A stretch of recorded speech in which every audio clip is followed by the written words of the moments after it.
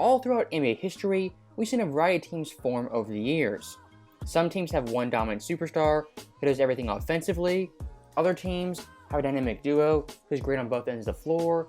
And sometimes, if you're lucky, you get a big three of three all-star players with great chemistry.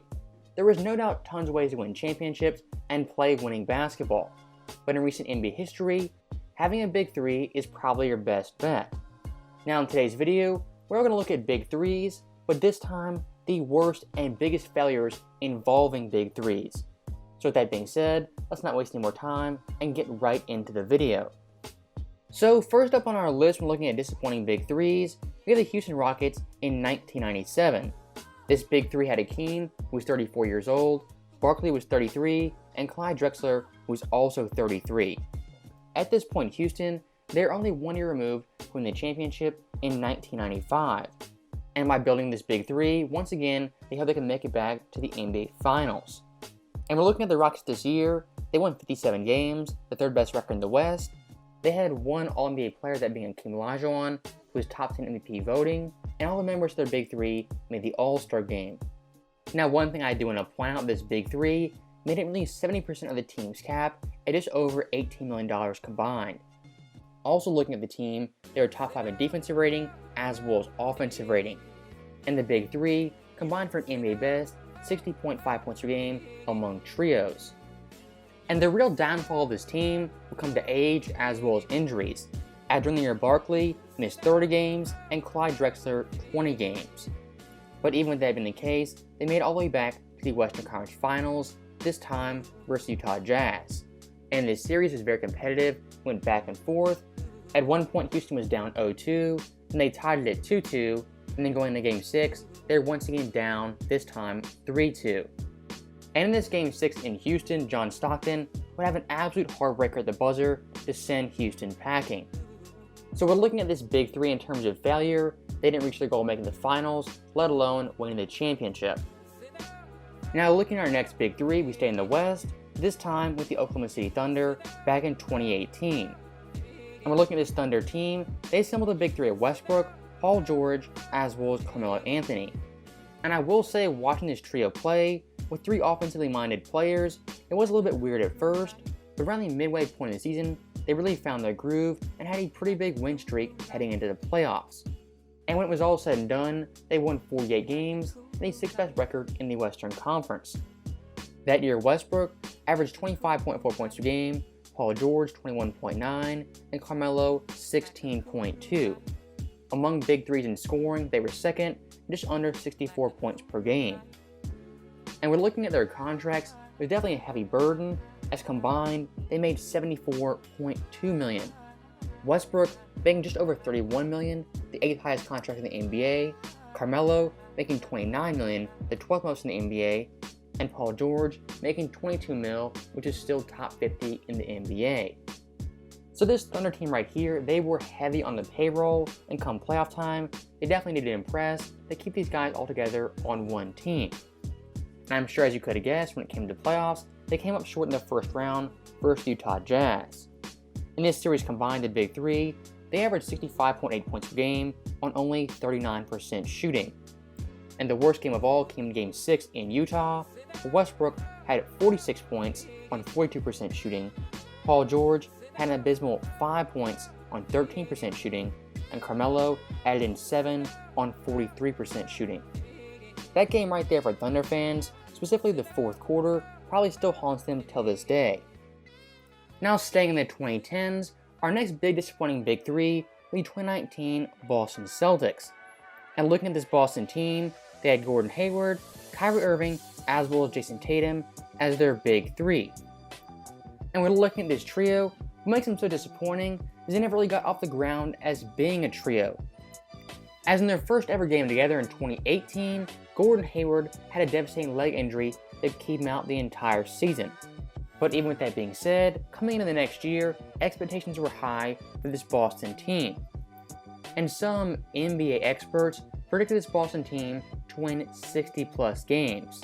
But as you know, this Boston team was a big time downer, not even winning 50 games. And out of their big three, there's only one All-NBA player, as well as one All-Star, that being Kyrie Irving. And looking at all three players combined, they average 51 points per game. Among trios, not even top 5. And looking at Gordon Hayward, the worst member of the Big Three, his salary was a staggering $31 million, the 7th biggest contract in the NBA. Now, even with that being said, come playoff time, this Boston team was still projected to at the very least make the Eastern Conference Finals. But in the second round versus Milwaukee, they would have an absolutely devastating series with virtually every player underperforming. Kyrie in the series averaged 20.4 points per game on 35% shooting, Tatum averaged 12 a game on 36% shooting, and Hayward averaged an abysmal 7.4 points per game on 34% shooting. And looking at Kyrie Irving, the best member of the Big Three, his play down the stretch was absolutely awful. In Game 2, he was 4 for 18, Game 3, 8 for 22, Game 4, 7 for 22, and the final game, 6 for 21. Those last 4 games were his last games in Boston, and he went on a very sour note with his Boston team having a big-time disappointment. Now looking at our next Big Three, the 2015 Clippers with Chris Paul, Blake Griffin, as well as DeAndre Jordan. And this Clippers team, they've been together for a while, it's some big-time success. In the previous year, won 57 games, which is good enough for a top 3 seed in the Western Conference. And coming in 2015 in the Western Conference, they were the favorites to make the NBA Finals, as really, there weren't many strong contenders, the Warriors were too young, the Spurs were getting older, and it was looked at as the Clippers' year to finally break through. And when looking at their record, they won 56 games, the second most in franchise history. They had 3 All-NBA players, that being CP3, Blake, as well as DeAndre, and 2 All-Defensive players, that being DeAndre and CP3. Also, in addition to that, CP3 who was the NBA's assist leader, and DeAndre was the NBA's rebounding leader.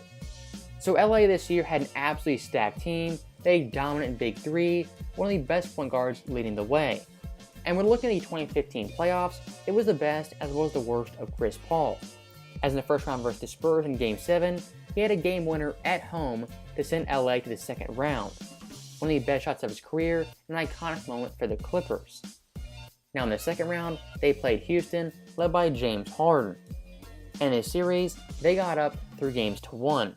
And in Game 6 in LA, up 3-2, going into the fourth quarter, they were up by nearly 19 points. But in that fourth, the Rockets bench outscored them 40-15, with James Harden, their superstar, sitting on the bench. And we're looking at that Big Three in the fourth quarter, they combined for a pitiful 2 for 13 shooting, only having 9 total points. And of course, in Clippers fashion, they blew that 3-1 lead and lose the series, going out on a very sour note. So looking at the 2015 Clippers, they had a bona fide superstar in Chris Paul, with a pretty good supporting cast, as well as a Big Three. And losing to Houston, blowing a 3-1 lead, was definitely disappointing and a major letdown. Now staying in Los Angeles for our next Big Three, with the 2013 Lakers with Kobe, Steve Nash, as well as Dwight Howard. And unlike the Clippers, NBA fans actually cared about this Big Three and were really looking forward to them playing. As Kobe and Dwight at this point, they were still in their prime, and Steve Nash was still a double-double machine.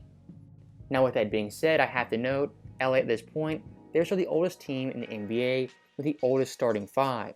Dwight was 27, Kobe was 34, and Steve Nash was 38. And in large part due to injuries, LA, they would severely underachieve, only winning 45 games. Definitely not what you expect when your Big Three combines for over $55 million. Also, one thing people forget, this LA team had 3 different coaches.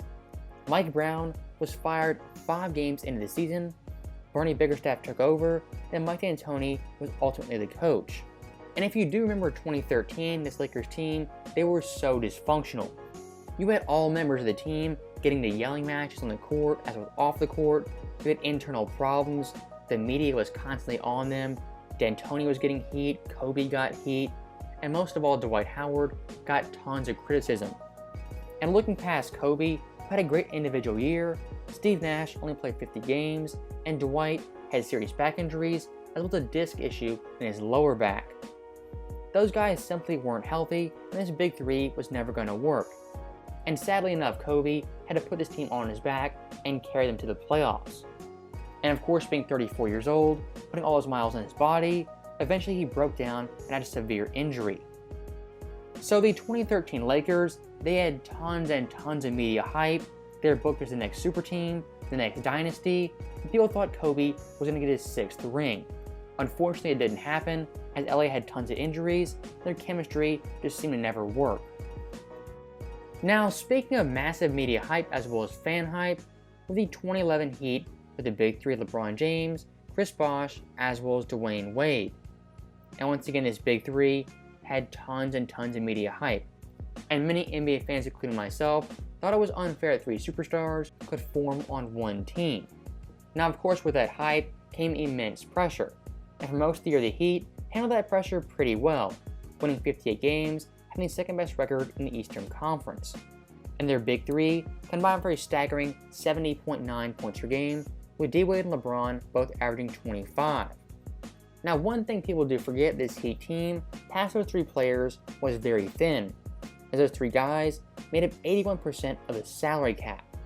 Past those guys, it was role players and shooters like Eddie House, Eric Dampier, James Jones. They got really thin past the top three guys.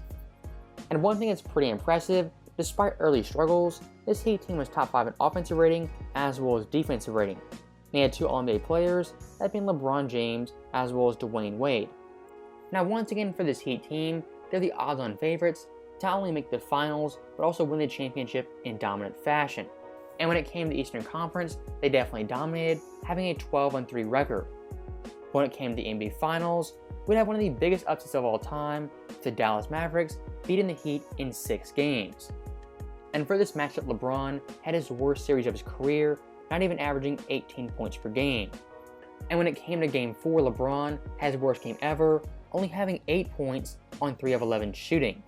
And once again, for the entire Big Three, this series was a big-time disappointment, as Dirk Nowitzki alone outscored the Big Three when it came to fourth quarter as well as clutch time scoring.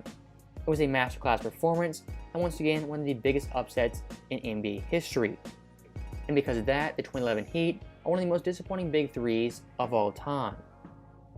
Now, getting to the number 1 spot, the most disappointing Big Three in NBA history, we have the Brooklyn Nets in 2021. This Nets team had Kyrie Irving as well as Kevin Durant. And early in the season, they traded for James Harden in a blockbuster deal.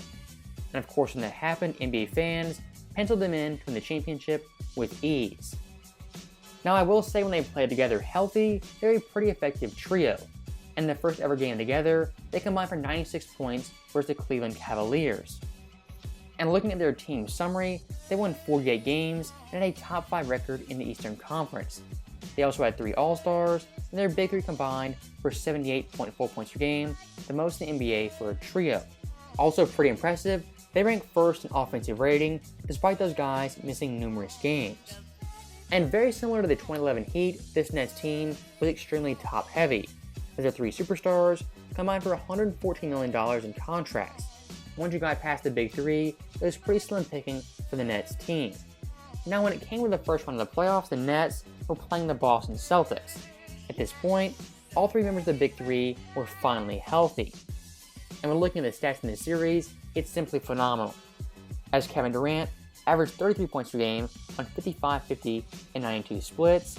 James Harden averaged 28 a game on 56, 48, 91 splits, and Kyrie Irving averaged 25 a game on 49, 39, and 92 splits. Stats-wise in this series, they were simply dominant. And in Game 4, they combined for an NBA record 104 points in the playoffs. But unfortunately, that series was the peak of the Brooklyn Nets team, as the following series, James Harden, he would pull his hamstring, and Kyrie Irving would have an ankle injury. That right there effectively was the end of the Brooklyn Big Three. And since then, Kyrie Irving, he's been wishy-washy, not playing games, and James Harden's been traded to the Philadelphia 76ers. Once again, this Nets Big Three, I think, is the most disappointing Big Three of all time. Now, with that being said, that was our final Big Three and our last disappointment. As always, thank you guys for watching. Hope you enjoyed it. I'll see you guys next time.